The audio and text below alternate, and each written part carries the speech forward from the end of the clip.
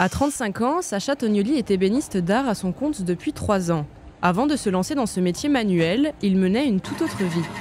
Avant, j'étais assistant parlementaire au Sénat, je préparais l'ENA et voilà. Et quand j'ai commencé à être admissible à des concours, je me suis dit que ça devenait trop réel et il était temps de partir. Donc, voilà. Ça vous a fait peur? Bon, c'est juste que je n'ai jamais trop su ce que je voulais faire et j'étais bon étudiant, donc j'ai suivi ce qu'on me disait de faire. Et puis après, quand je me suis dit que j'allais travailler dans un bureau pendant 40 ans, là, je me suis dit non, c'est pas du tout ce que j'ai envie de faire. C'est à la suite de voyages en Amérique du Sud et en Asie qu'il a un déclic. Il commence sa formation à 28 ans, s'associe pendant un peu plus d'1 an et décide de se mettre à son compte en janvier 2020, une voie professionnelle à laquelle il n'aurait jamais songé pendant ses études. Puis là, le métier que j'exerce aujourd'hui, justement, je trouve que c'est un problème, c'est des métiers qu'on ne préhende jamais à des gens qui sont dans l'enseignement général.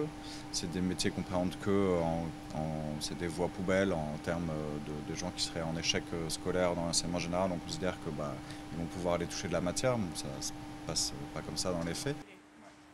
Désormais, Sacha fabrique des objets d'art pour une clientèle haut de gamme.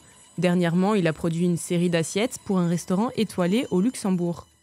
Mais du coup, l'idée, voilà, c'était d'avoir une assiette un peu sculptée qui permette de mettre en valeur ces petites dégustations. Donc là, c'est des chromeski, là, c'est pour des milliardises.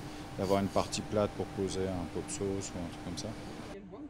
Loin des bancs de l'ENA, Sacha s'épanouit aujourd'hui dans le bois, une reconversion qu'il ne regrette pas. Je répète, c'est que si je devais refaire le choix, je le referais aujourd'hui. Donc c'est ce qui me permet de me motiver tous les matins à poursuivre mon activité.